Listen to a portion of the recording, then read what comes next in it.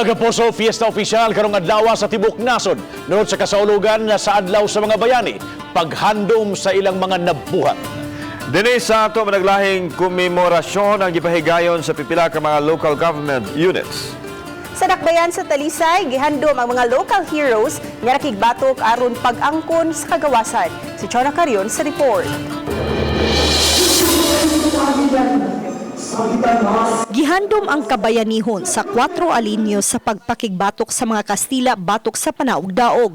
Ang tulo ka mga heneral nga sila si Felix Hilario Potenciano ug sa ilang igsuon nga si Sulpicio Alinyo lumad nga taga Talisay nga moy nangulo sa pakigbisog.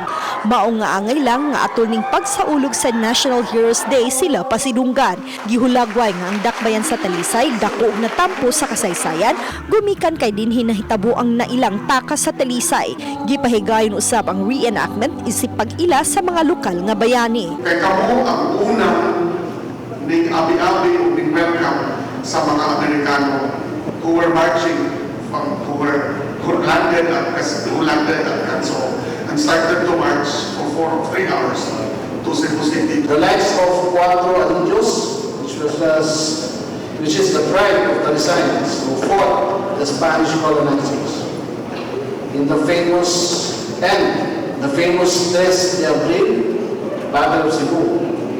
Take note that we are not paying tribute to the soldiers alone, but also to the majority of ordinary Filipinos who made extraordinary sacrifices. Lakip sa gipasundayag kaganiha maong istorya sa nasudnong bayani nga si Jose Rizal. Usa ka exhibit ang gibida isip pagpasidungog sa mga bayani nga mibuhis sa ilang kinabuhi aron makabot ang atong kagawasan.